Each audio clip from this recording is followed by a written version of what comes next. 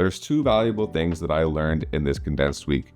One is that you need to talk to your close friends about your anxieties and fears. And two, you need to wait to worry. Those are the feelings I reflected on in my morning pages after our friends Gemma and Craig came and visited from Scotland to celebrate Gemma's 40th birthday. It's also making me realize that I'm glad that I started this first video, even though I'm not 100% sure what it was and why I went to all the hassle to make the room blue just to kind of match the mood and just, I mean, you gotta laugh at yourself. But even these small steps are important because it's further along than I would have been had I not done anything. And even worse, the feeling of just letting myself down on my goals would have sucked. A bit about Gemma and Craig. They're basically just like us, but cooler and Scottish. They're travel bloggers as well. They run an account called Two Scots Abroad. It also started in 2014. We met them in 2017, and it was at a conference called TBEX in Ireland. All hit it off really well. And we've gone and visited them in Scotland and did like a 3-week road trip. And they've also been here in New York, I think in 2022. And now they just left, and it's January 2025. And even though I was anxious about feeling stressed almost up till the exact minute that they got here, it all went away. And I'm guessing because the routine was thrown off, and it was just different with their energy. And catching up, we chatted about how things have been. We talked about how family's doing, did some touristy things, took photos, saw a comedy show, had a great time.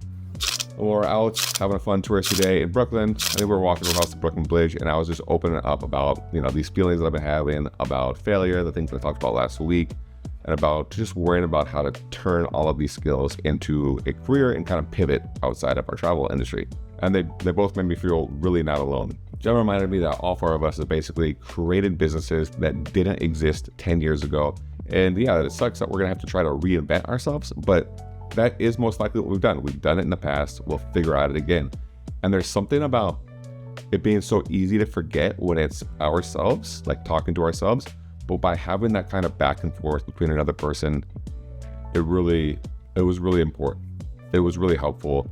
And it made me just remember, like, it really is easy to forget how far you've come. And it reminds me of a book called The Gap and the Gain, where the whole concept is about you don't measure yourself against where you want to be in the future. You measure yourself against where you were in the past. And it's so easy to lose track of that.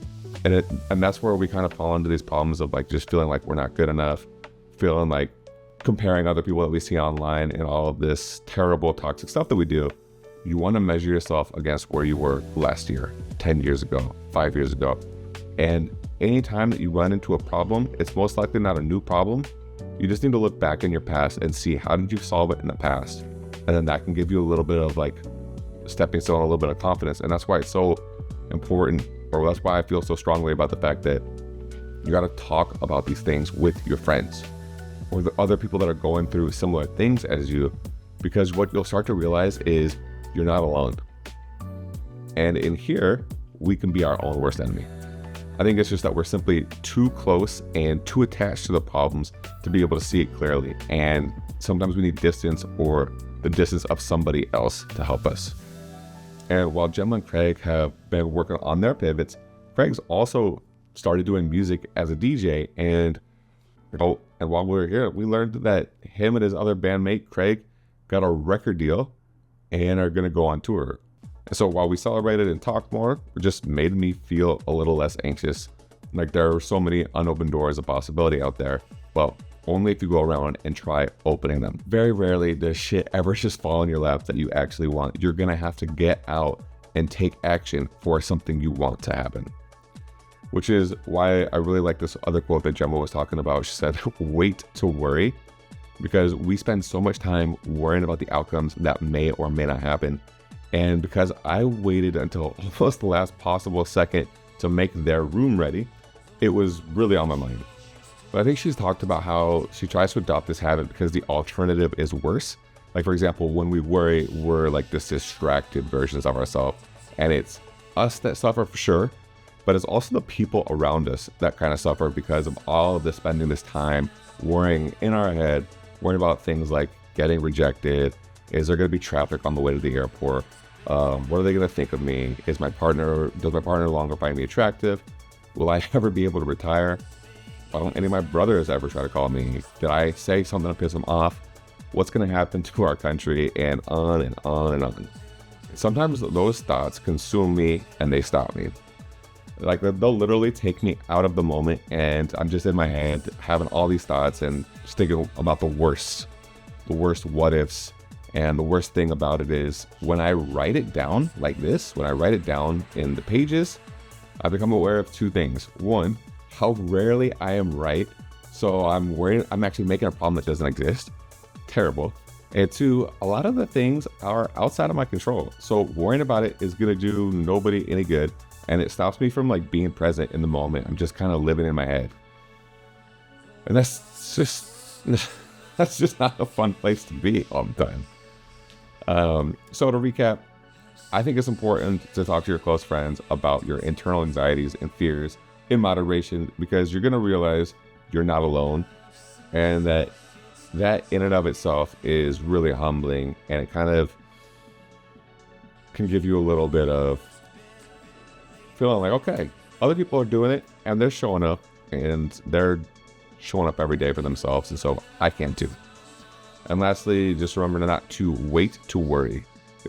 Wait until the problem really does exist. Wait until the problem really does happen until you try to figure it out. It's easier said than done, but the alternative is worrying too much about things that may not even happen and that you can't even control. And that is something that I really need going through this process, because I am really anxious about this not working out. And the reality is, it might not work out. And that's okay. The only thing that I can do is just show up and try. It's the effort that is going to bring me the joy and the reward. It's not necessarily the result. That's weird to say. I don't know about that. Okay. But what I do want to say is, worrying not only paralyzes us from living, but we're also so often wrong about the things that we're worrying about. So, like Gemma says, wait to worry.